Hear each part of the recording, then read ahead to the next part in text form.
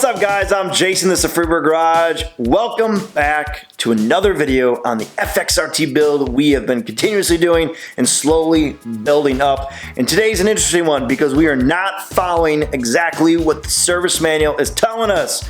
Got a lot of good stuff because we are doing the rocker boxes today and kind of getting the final buttoned up pieces before we can get this motor back together. So let's dive on the bench, let's get into it. Not found by the beautiful service manual rules, and I have good reason of why we're not doing that.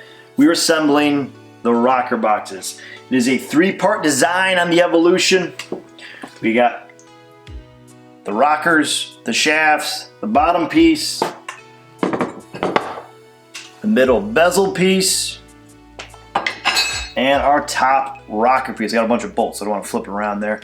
But that's the full assembly to do the rocker boxes. And in order to do these, you kind of have to do a combination of your push rods with installing the rocker box. But the reason why we are not doing that and following by the good old rules of the service manual is because these are the stock push rods.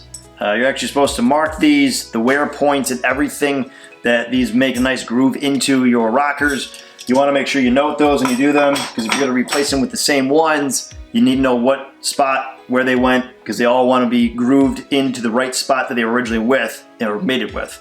Even by the service manual, they want to make sure that everything is noted when you take it off, exact assembly, put it back together. You don't want to mix them up. But we are replacing them with some adjustable push rods here. This is my kit. This is a 0928-003 by S&S right there. And this is their quickie set. This is actually patent designed by S&S. And it allows you to install these without taking off the rocker boxes. So what we're gonna do is we're gonna focus on getting the rocker boxes on today, and then the following video, because it's a big step on how we get those actually adjusted. There's a lot of moving around parts down below, and I really want to keep that separate in order to get that finished. So the main thing is getting in these rocker boxes in place, torqued down correctly, and we are using a mixture of some parts here. Like I said, we're using S&S for our push rods, but we are also using a master kit from Harley as a K00100905 for our gaskets, which includes the bottom of the rocker boxes and of course our nice new rubber tops there. Want to make sure we're replacing them. The old ones are actually still in my rocker boxes here. Pull that one out right there. Garbage, throw that away, and then install the new ones. Now, got quite a bit of steps here. Let's dive in to get these all cleaned up, marked down, and then we'll get them on the bike, see how it looks. Let's get to it. Starting with the front cylinder rocker box, what we're gonna do first is actually mark where the shafts lie there. So we're just gonna use a marker there, mark all the way across, and then do the same here. Okay, and then just in case, we'll mark up here. These need to be marked for what side, so you don't want to get these mixed up. So we're just gonna put a 1 here, and then we'll put a 2 over here. And we're not going to do the other side because I want to keep this separate and put it back together once it's all cleaned up. You can see the original oil's in there. It's not too bad, but we're just going to get it nice cleaned up, buff out the sides, and just in case, I'll mark this other side here, right there, and over here. All right. And then we'll do the same over here. Now, for these to be in the wrong position, it's kind of interesting because there is a cutout portion of the shaft down below where the screw goes in, and I don't know how you'd mess that up, but just in case, they tell you to mark them. So that's what we did. So now that these are all set, these won't get buffed out, of course. Everything else will just be cleaned up. So that's what we're gonna do.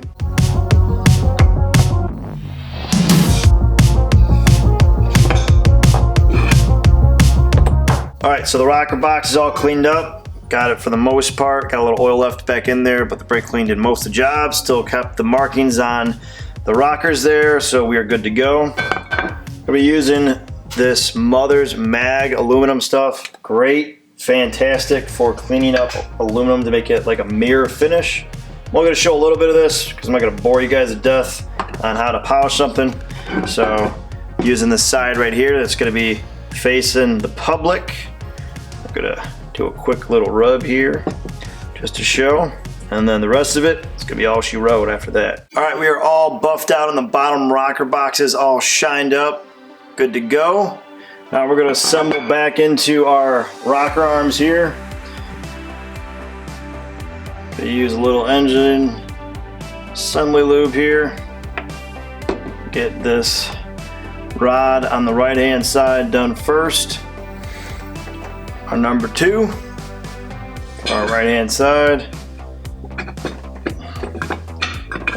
And I'm gonna put a little on both sides here. A little bit on the inside as well. Anywhere there's metal to metal, throw a little oil in there.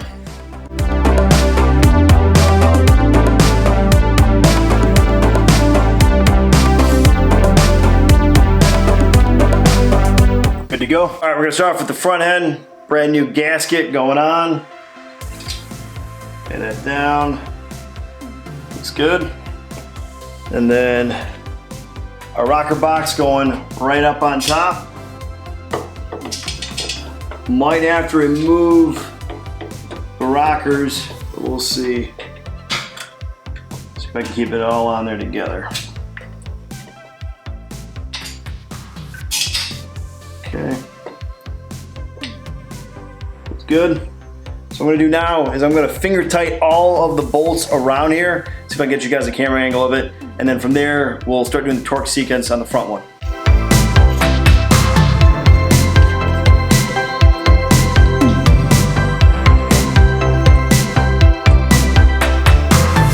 The torque sequence on the rocker boxes are a lot different from the heads, of course. They're actually just going to go in a diagonal form, and the bigger bolts, the 5/16, we're going to be looking at a 15 to 18 foot-pounds and then down to a 10 to 13 on the 1/4 inch bolts. So the big 4 that are going to be in the middle, those will be at 10 to 18, and then the outer ones are going to be at the 10 to 13. I'm going to start off with the middle ones and then work our way out from there. It just says to go in a cross pattern the best you can, or diagonal pattern. The other part that we're not doing is the push rods going in. I mentioned that in the beginning. The reason why is I have these different style push rods are going to be adjustable. I'm going to do that afterwards. Otherwise, you'd have your push rods set into your rocker boxes and then you'd slowly tighten down and get it adjusted accordingly. Now the service manual goes over that, but today we're not doing that, so we're just going to do what I just said. Let's get to it. All right, first round, once again, the inner bolts right here. These are going to be 15 to 18. We're just going to do 15. See where we land. All right, on the smaller bolts, now we're doing our 10 to 13, starting off with 10.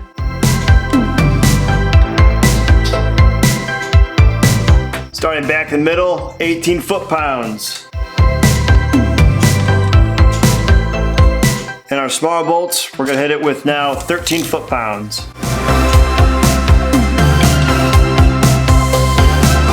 The rear rocker box, this is the one that I was dreading to do because it is so tight on the rear. You gotta have specialty tools to do it. So I have this Lang tool, this 6529. It's a ratcheting one right there. That's gonna help us get us back in the corner pockets.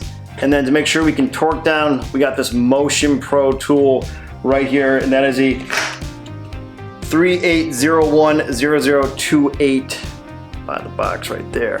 This is gonna help us torque it down because it allows you to adapt to your torque wrench and get back there in the real tight spots in the rear and possibly in the front area. So we're gonna get our gasket on, tighten everything by hand, see where that lands us.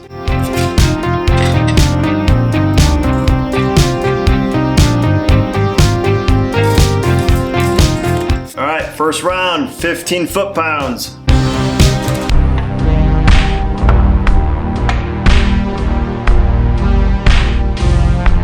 All right, so a bit of a problem trying to torque this down right there.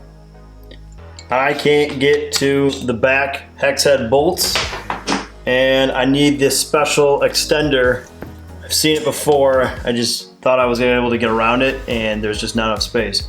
I can get to these ones with the special tools that I have to make sure that they're torqued down properly. That's not gonna happen for these today. So the same process would be followed. I'm just going to do this when I do the whole push rod assembly and everything and get this buttoned up at the same time. This one, of course, is good to rock, nice and tucked down. This one, of course, needs some work, all right?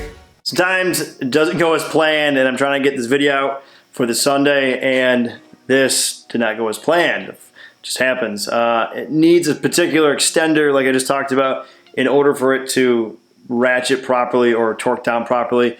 I could just snug it down. I've been told I can do that, just snug it evenly, but I am really particular on the torque spec, so I want to make sure that's right. We got to do the push rods anyways, kind of talked about that. It's kind of part one, part two of this. So when we return, we're going to be doing the push rods, get those all done, and then we'll button up the rear and get that all secured. So that's it for this one, guys, unfortunately. But as always, if you have made it all the way through, I would greatly appreciate it if you could hit the subscribe button, tap that like, press the notification, leave a comment below, and tell me what you think. For those who've already subscribed, thank you, and as always, stay free, and I'll catch you guys later. Peace.